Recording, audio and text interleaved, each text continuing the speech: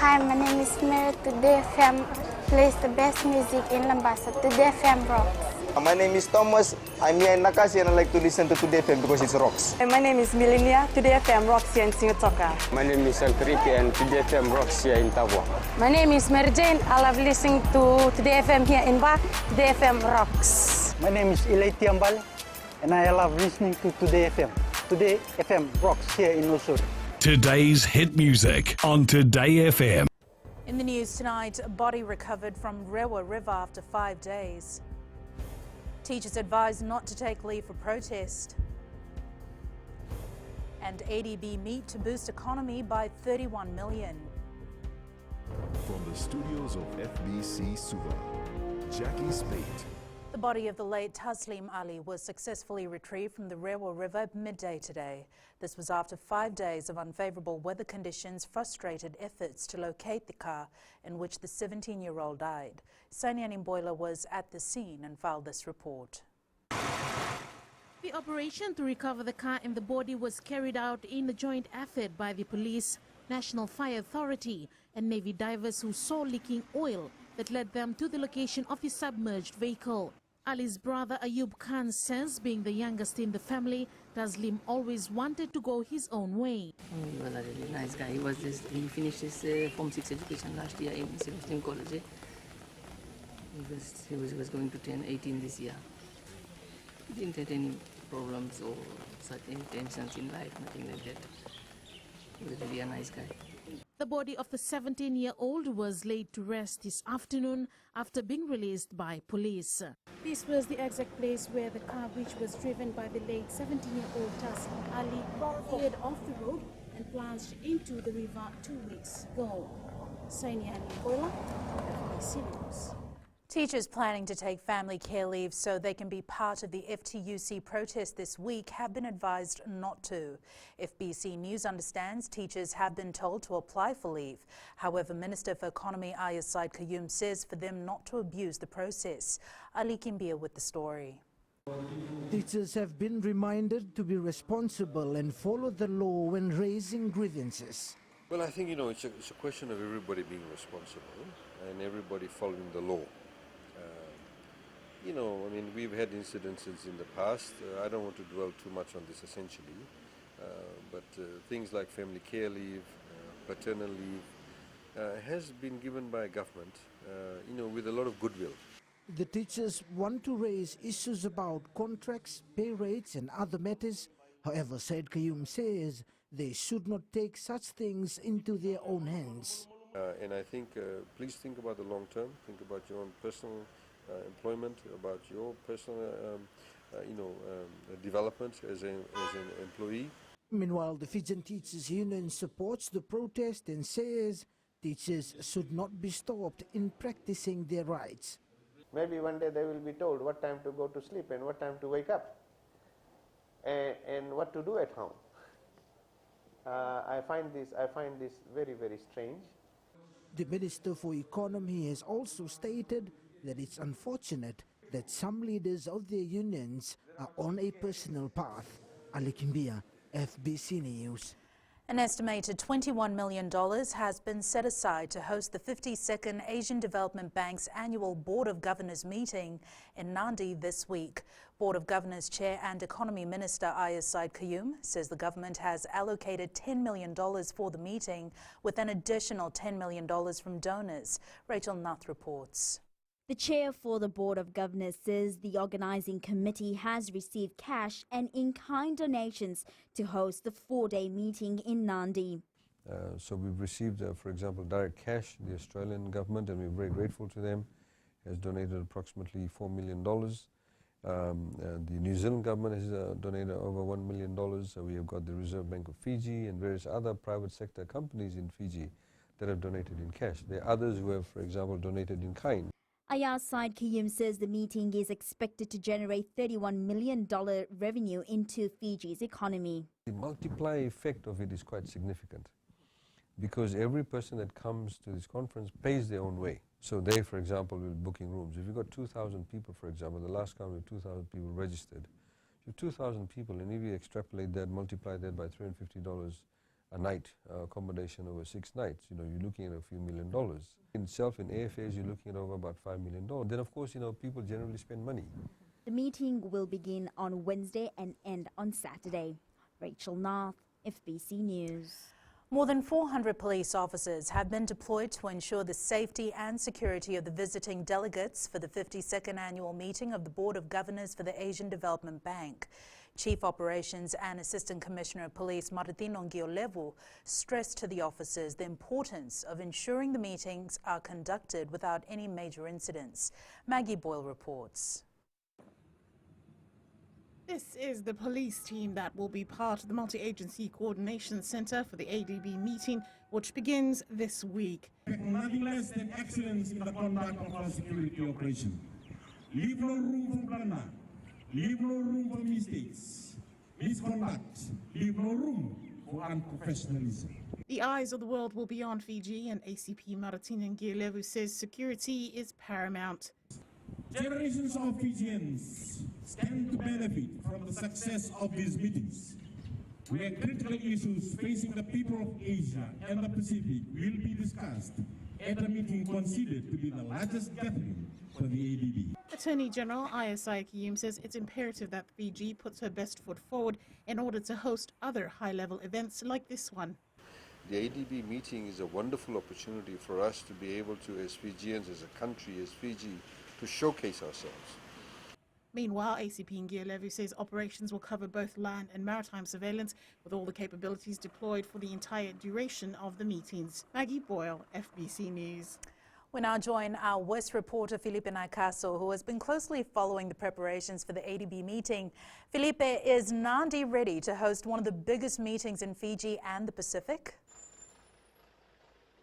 Yes, Jackie, preparations for the 52nd Asian Development Bank Governors Meeting is almost completed, with just a day away from the event. All eyes will be on the country as we host one of the biggest meetings in the Pacific, with over 3,000 expected to attend.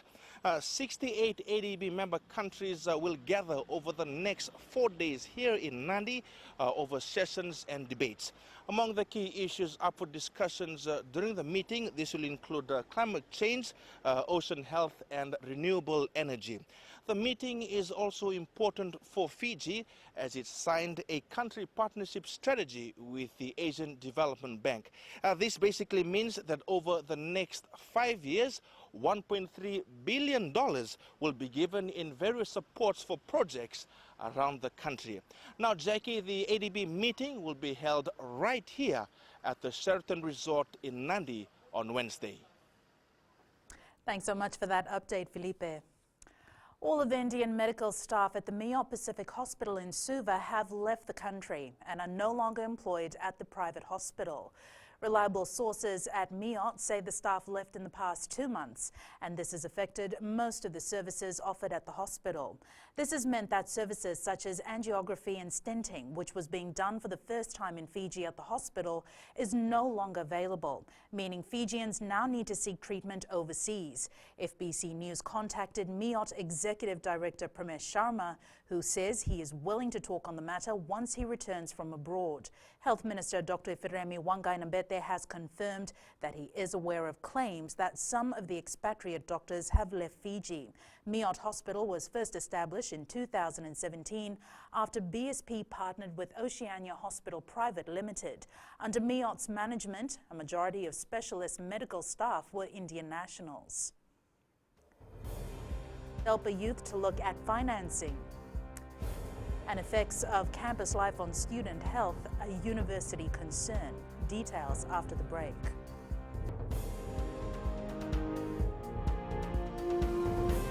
Nambula FM, nambandua ya nasere. Oya uvasit sai sai lambasa, ya ndo talita ina warong nambula FM nambandua ya nasere. Dua do kimeli ako na tao no hinga toka. Talita kina na warong nambula FM, nambandua ya nasere. Wana mtuma nambula FM, nambandua ya nasere mwalu. Na vengo fanya na tao.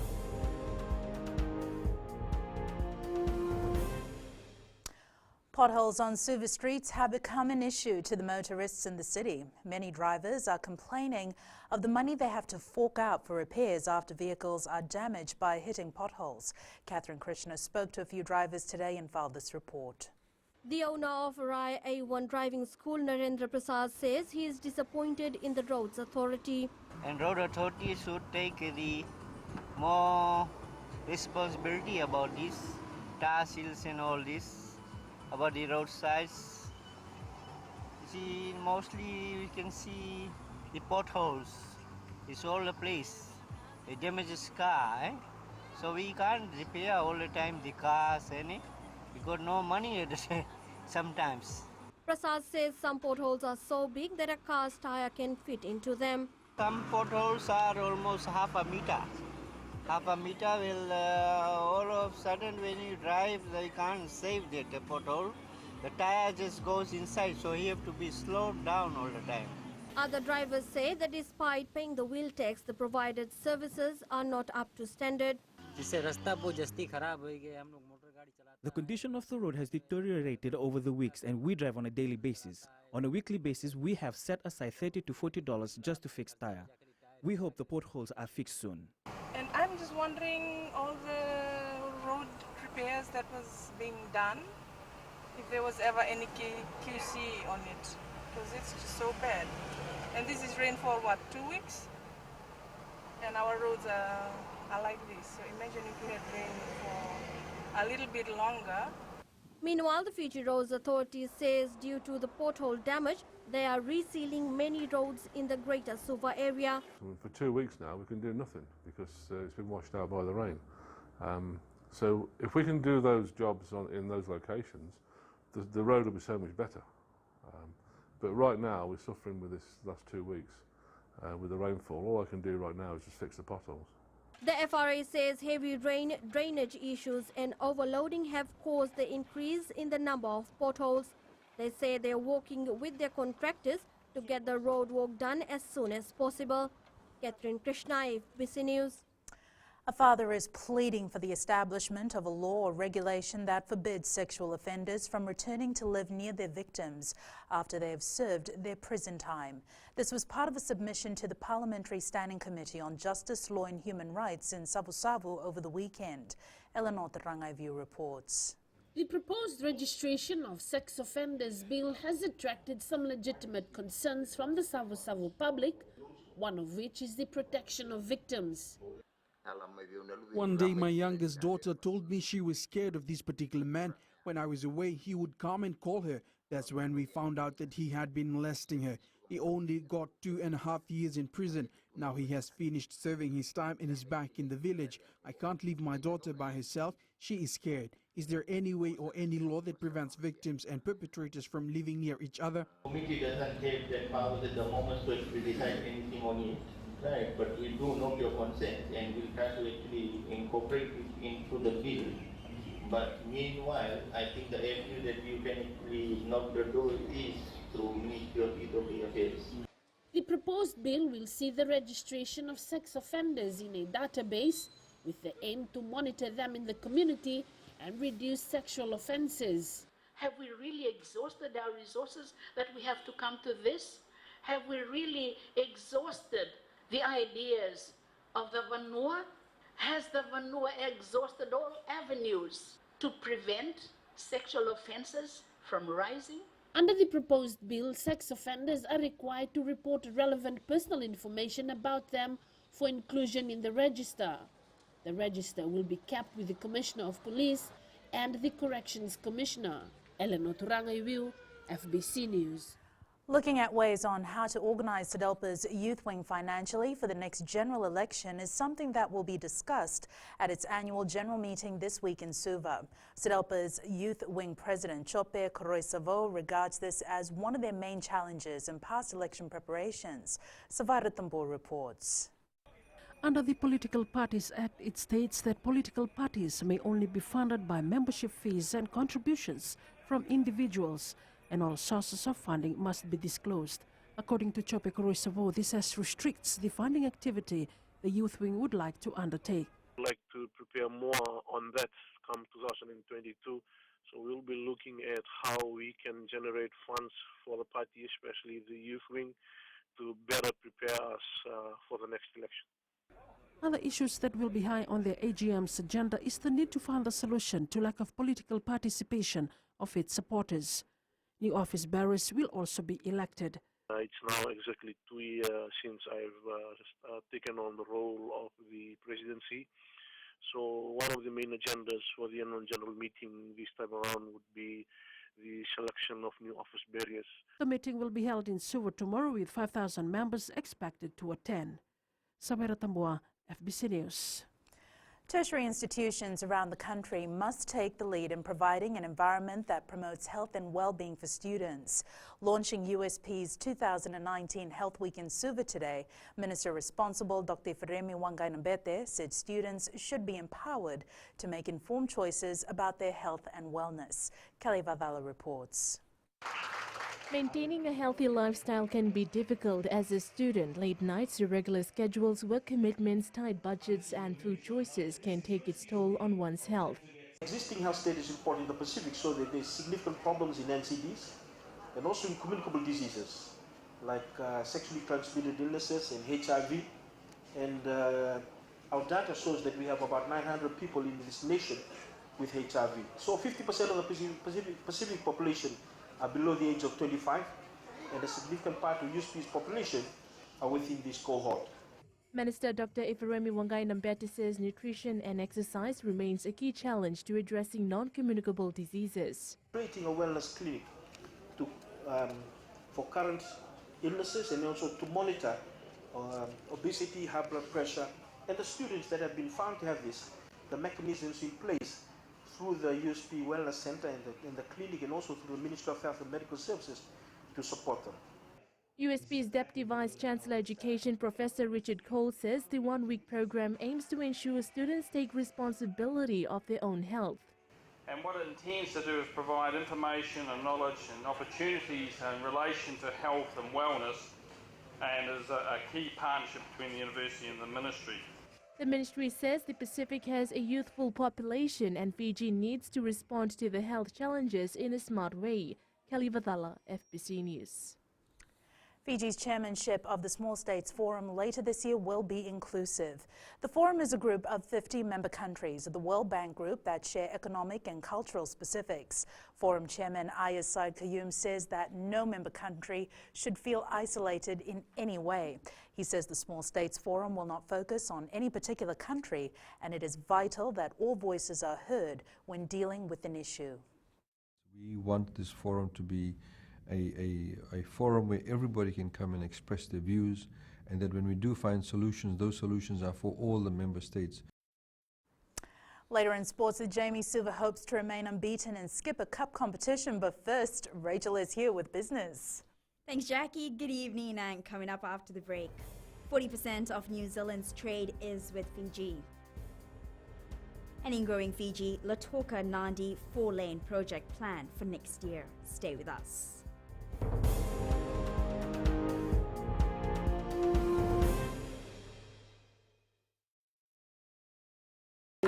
For the best classic hits, I only listen to Gold FM here in Singapore. Gold FM, only the classic hits. My name is Seni Rawa. I love listening to Gold FM here in Nosuri. Gold FM, only the classic hits. My name is Dino. I'm from Outrigger, Coral Coast, Singapore.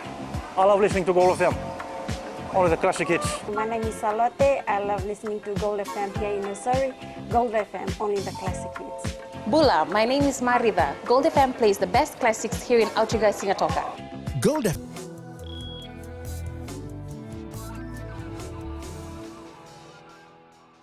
Leading business tonight, Fiji's trade with New Zealand accounts for more than 40% of New Zealand's trade with all of the Pacific Island Forum countries. In comparison, Fiji's trade is larger than other markets such as Saudi Arabia, Mexico, Sri Lanka, Russia and Switzerland. This is according to New Zealand's High Commissioner to Fiji, Jonathan Kerr, who says trade is not measured by size but through the maturity of relationships.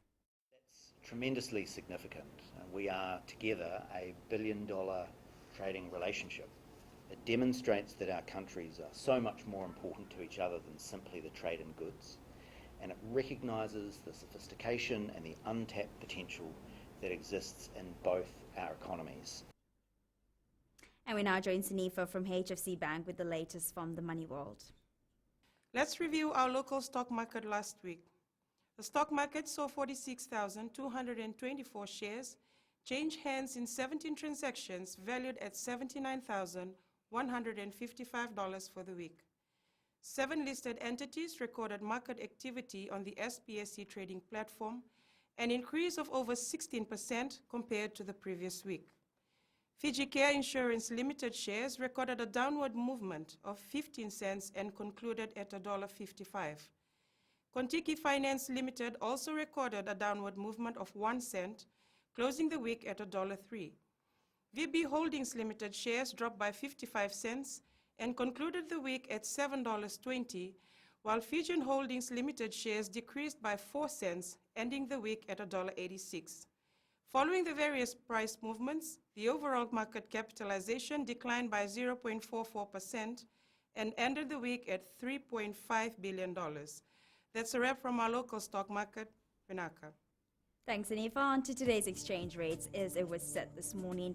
The Fiji dollar showed strength against the foreign exchange markets, rising against the Chinese yuan, the US dollar, as well as the PNG kina, the euro, and the yen. However, there was a minor slippage against the Aussie and Kiwi dollar, which showed some strength.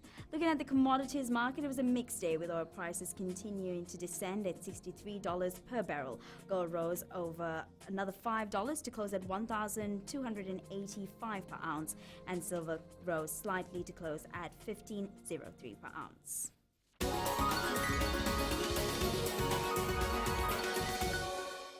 And in Going Fiji tonight, the Fiji Roads Authority says work on the Lautoka to Nadi 4-lane project is expected to start next year. FRA Chief Executive Jonathan Moore says the project will require a lot of planning. Moore says the work, once completed, will solve the traffic congestion issues between Nadi and Lautoka. He says they have also finalized on the route selection. We've got route selection pretty much finished now. Now we're working on the contractual side and the packaging ready for the detailed design works. So again, it's still on track for starting in the next financial year.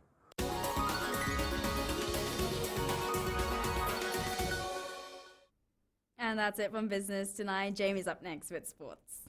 Thank you, Rachel, and good evening. Coming up tonight, Flying Fijians to begin assembling next month, and William Dyer secures AFL contract in Japan. Details after the break.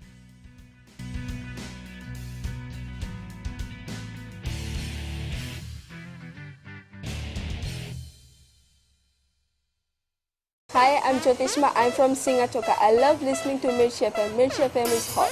Mirchi FM is #1. I'm Charlene Robert. Mirchi FM rocks in Lambasa. I'm Soname Nasori Jackson. Mirchi FM is hot.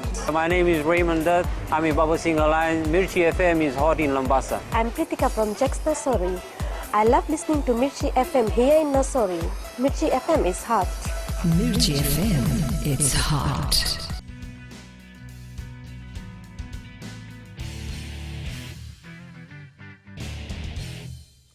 Players in the Fiji Airways Flying Fijians extended squad should start arriving in the country at the end of next month ahead of their Pacific Nations Cup campaign.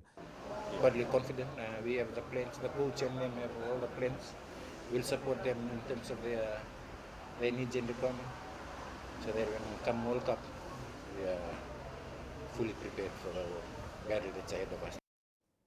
The second round of the 2019 Skipper Cup competition will see defending champion Suva take on last year's losing finalist Nandronga. The capital city hopes to remain unbeaten after an unconvincing 15-10 win over Tailewu in round 1, while Nandronga will be out to redeem itself after being hammered by Nandi 40 points to 18 in its opening game.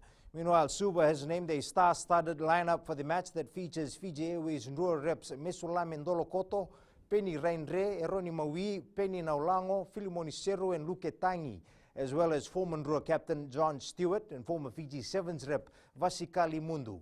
The Suva versus Nandronga match kicks off 3 p.m. Saturday at NZ Stadium, and you can catch it live on the FBC Sports Channel. Fiji's Australian Football League chairman Lee Howard is confident that the AFL can be a career path for many young Fijians. Howard says the development of the sport in Fiji has resulted in one of their players being handpicked by the head coach of the Gold Coast Suns Academy last month. Kurei Tandulala reports. 17-year-old Chone Randua came under the scouters' radar during the South Pacific Talent Camp in Australia earlier this month. Howard says Randua is opening the way for many young Fijians to follow. He was recently selected by the Gold Coast Suns Academy Talent Squad.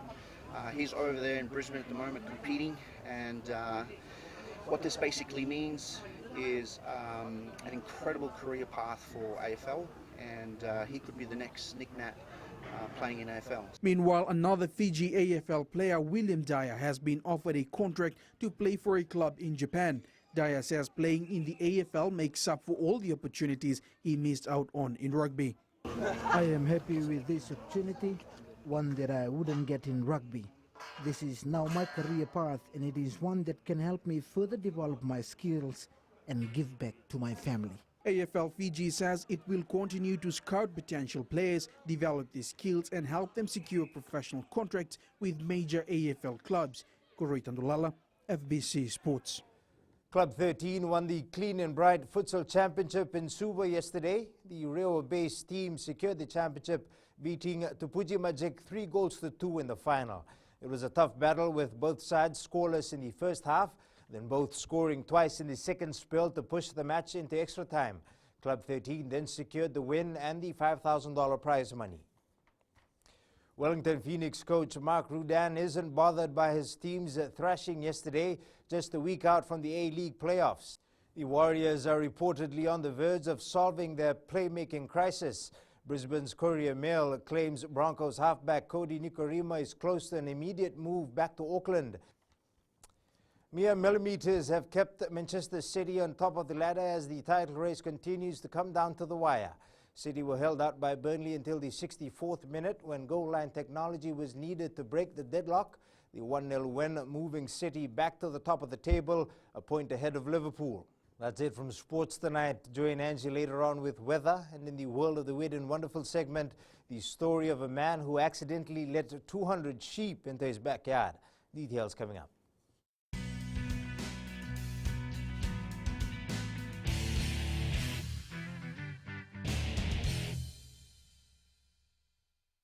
मैं नवनीत नंद नंबुआ लुम्बुआ से। जैसे trainee north मशहूर है, वैसे radio Fiji 2 भी सभी जगह मशहूर है। रेडियो फीजी 2 देश की धड़कन। सीमा नकाशी से मैं रेडियो फीजी 2 पसंद करती हूँ सुनने के लिए। रेडियो फीजी 2 देश की धड़कन। मैं हूँ अंकल किंग सिंगाटोका टाउन के टैक्सी ड्राइवर। जैसे रग्बी फेमस है, वैसे रेडियो फीजी 2 फेमस है। रेडियो फीजी 2 देश की। Tonight's new media, new dual tech camera may be the future of smartphone zoom.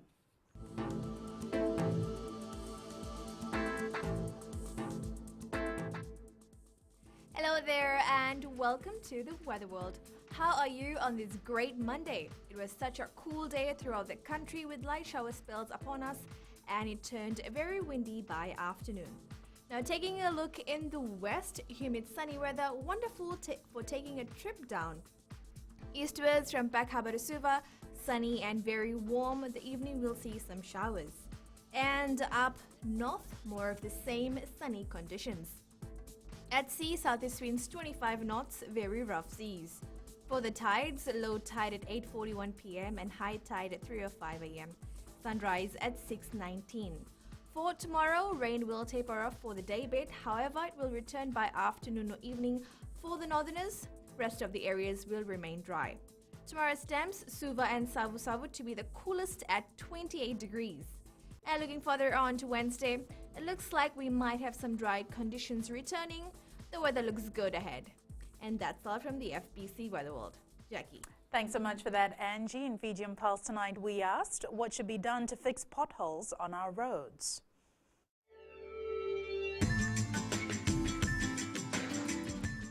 At least the FRA should look for some subcontractors to cover the work, as General Railway and the other companies are doing the major routes. I think FRA should get more workers. They should stand by regarding on the repairing all the potholes. More funds should be given to FRA. And probably get overseas contractors.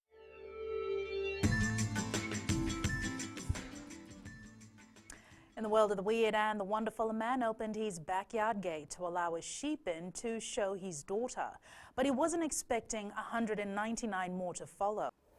Recapping the main stories for tonight, body recovered from Rewa River after 5 days, teachers advised not to take leave for protest, and ADB meet to boost economy by $31 million.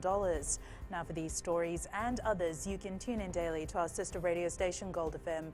To our poll question segment, last week we had asked, should small boat operators be penalised on the spot for not adhering to weather warnings? 55% said yes. This week we're asking, is FRA doing enough to fix potholes on our roads? Visit our FBC website to answer. Our shot of the day was taken by our FBC news team at Nakalvandra in the highlands of Ba. Remember, you can send us newsworthy pictures and videos on email fbcnews@fbc.com.fj or share it with us via Facebook page, FBC News. You can also follow and tweet us your news tips at FBC_news or simply hashtag FBC News. That was the FBC News for tonight from the team and I. Good night.